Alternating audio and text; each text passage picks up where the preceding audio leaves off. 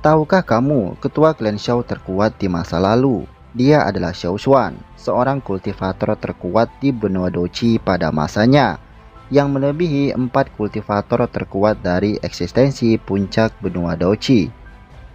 Xiao Xuan adalah seorang pemimpin dan orang yang membawa klan Shao berdiri di puncak benua. Basis kultivasi yang telah mencapai ranah semidewa. Bahkan Hun Tiandi dan Gu Yuan pun yang berada di puncak bintang 9 Doseng sangat takut pada sosoknya. Umurnya sudah melebihi 1000 tahun sebelum kematiannya, dan afinitas kekuatannya ialah api.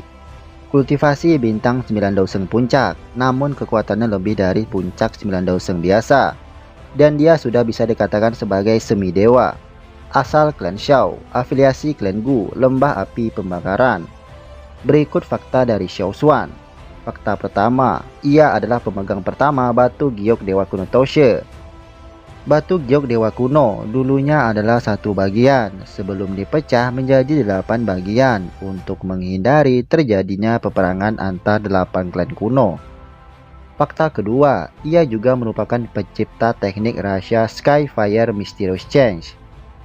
Xiao Xuan mengandalkan kekuatannya sendiri untuk menggabungkan 3 jenis api surgawi di dalam tubuhnya, tanpa bantuan metode Qi mantra api seperti Xiaoyan. Teknik ini memiliki 3 dan 9 versi lengkap.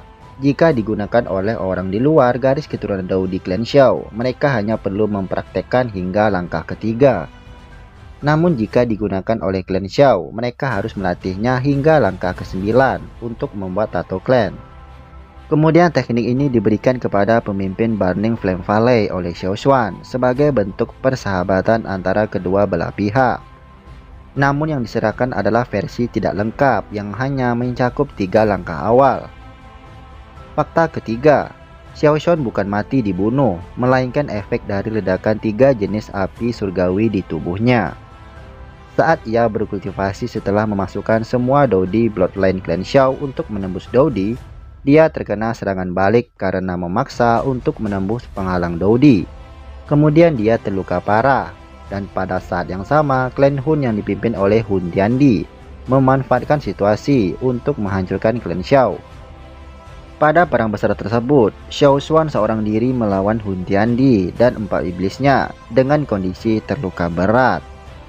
Bahkan di saat terluka parah pun, dia masih bisa membunuh salah satu penatua dari 4 iblis klan Hun dan melukai Hun Tiandi dengan parah.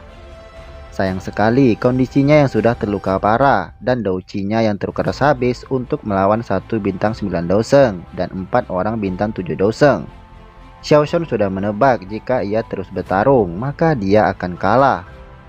Oleh karena itu, dia memutuskan untuk meledakkan 3 jenis api surgawi yang ada di tubuhnya dan membuat Hun Tiandi dan yang lainnya makin terluka parah. Setelah ledakan tersebut, tubuhnya hancur tak tersisa dan jiwanya pun hancur. Yang selamat hanyalah sisa pecahan jiwanya yang hancur dan melarikan diri ke klan Gu. Ia meminta kepada Gu Yuan untuk membawa jiwanya ke makam dewa kuno untuk dikubur, menunggu suatu saat akan datang seseorang untuk datang ke makamnya dan melanjutkan warisan Bloodline Clan Shao yang tersisa.